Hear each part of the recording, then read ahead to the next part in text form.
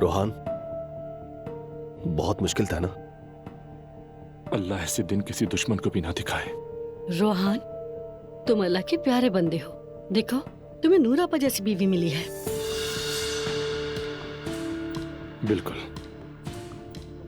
रोहान, तुम्हें कुछ भी पता नहीं चला क्या? यानी इंसान को थोड़ा बहुत तो शक होता ही है ना? नहीं, नहीं हुआ। क्योंकि तुम्हें पैसे दिख रहे थे। नाइला, देखो अपनी हद में रहो वरना बहुत बुरा होगा।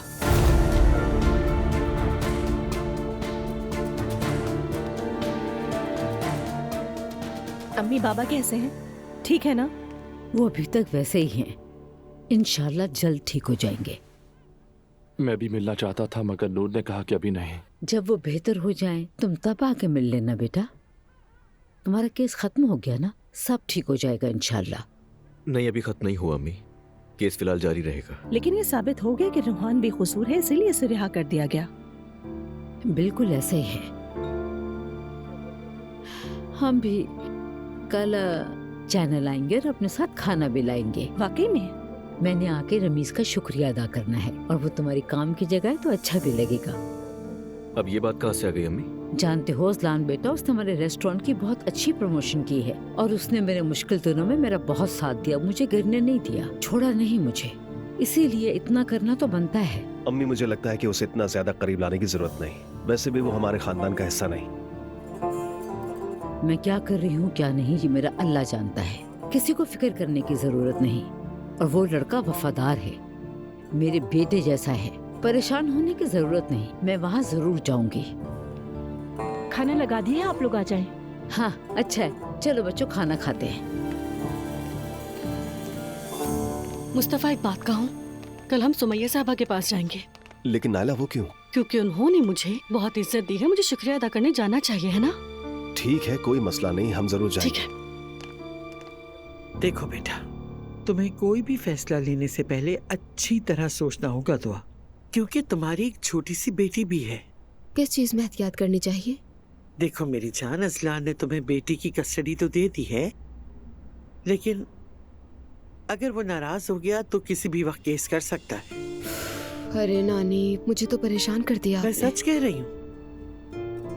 जब औरतें तलाक लेती हैं तो ऐसे ही होता है। मर्द के लिए क्या है, कुछ भी हो जाए, वो कुछ भी करें, कोई मसला नहीं होता। लेकिन औरत के लिए ऐसा नहीं है। जब औरत माँ बन जाती है तो उसकी जिंदगी किसी जंगजू से कम नहीं होती। बिल्कुल ठीक कह रही हैं आप।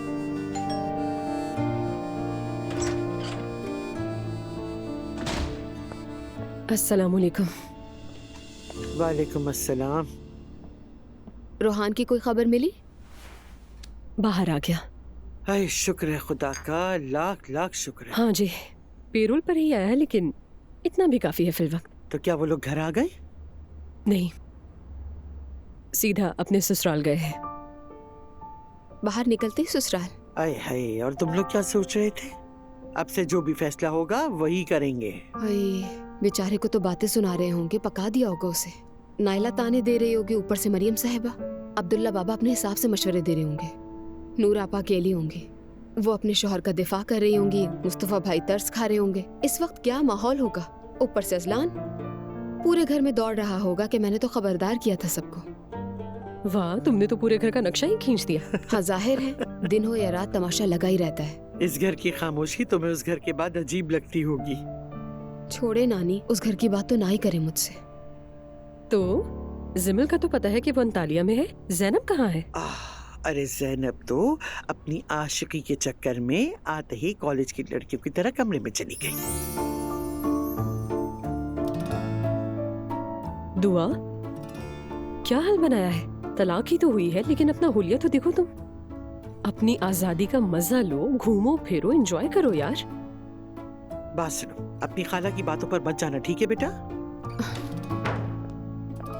अस्सलाम वालेकुम एलिफ।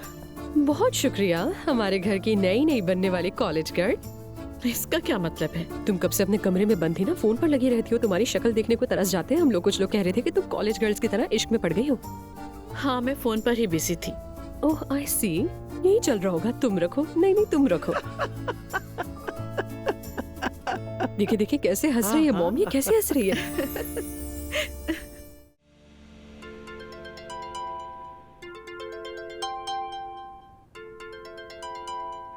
अब ये कॉल क्यों कर रहा है मुझे?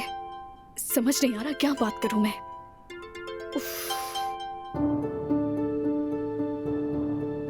हेलो। हेलो रूज, कैसी हो? मैं तुम्हें डिस्टर्ब तो नहीं कर रहा हूँ? नहीं, बिल्कुल नहीं। जरा मसरूफ था इसलिए कॉल नहीं कर सका। कोई बात नहीं। देखो, मैं ये कह रहा था, कंपनी में बोर्ड ऑफ डायरेक्टर्स बदलने वाला है। इससे हम पर वैसे कोई खास असर नहीं पड़ेगा क्योंकि हम साथ काम करते रहेंगे।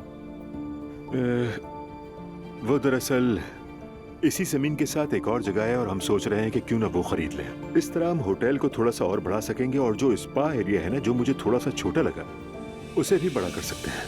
ठीक है। वैसे मैं भी तुमसे बात करना चाहती थी। मैं कल ऑफिस जाऊंगी, कल सुबह वहीं आ जाना। ठीक है, ओके, फिर मिलते हैं। अल्लाह हाफिज। खुदा हाफिज।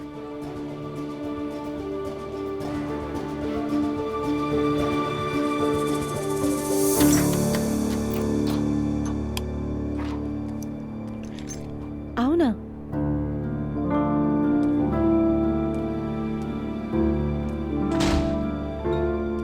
शुक्र है तुम घर आ गए।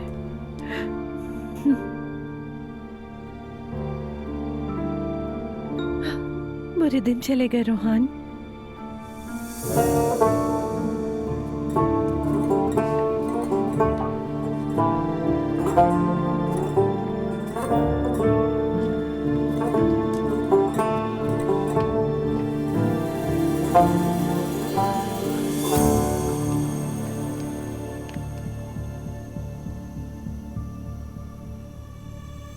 क्या हुआ, कोई प्रॉब्लम है?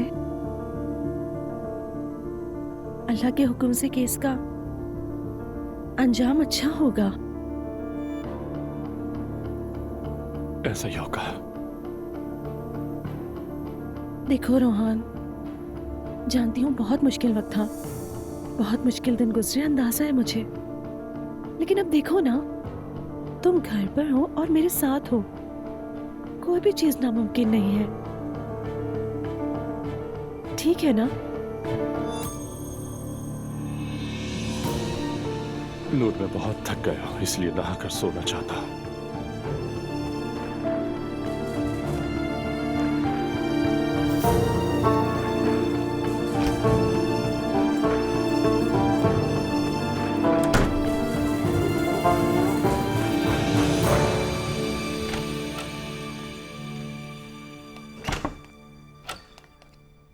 अजलान, अम्मी,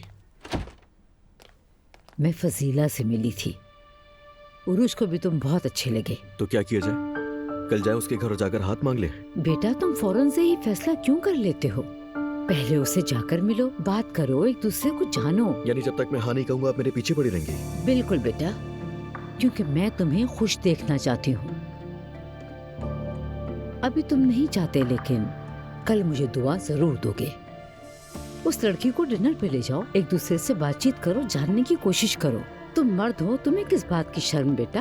तुम जवान हो और वो लड़की बहुत अच्छी है। अच्छा बस ठीक है अम्मी, ठीक है। ठीक है, फजीला ने मुझे उरूज का नंबर दे दिया है, मैं सेंड करती हूँ। ओके, समझ गया मैं अम्मी। इसके अलावा कोई और ऑर्डर है तो वो भी दे दे। मैं फजीला को फोन करके बता दूंगी। अजलान का नंबर दे दिया है, वो फोन कर लेगा उरूज को। खुदा के लिए बस कर दे अम्मी, मुझे समझ नहीं आ रहा एकदम से आपको हुआ क्या है। आप तो रिश्ते वाली बन गई है। बहुत हैरान हो रहा हूँ मैं। तो बेटा, इसमें हैरान होने वाली कौन सी बात है? मैं बस तुम्हारी खुशी के बारे में सोच रही हूँ, और क्या। चलो अब मैं चलती हूँ, शब बखैर। हाँ, गुड नाइट।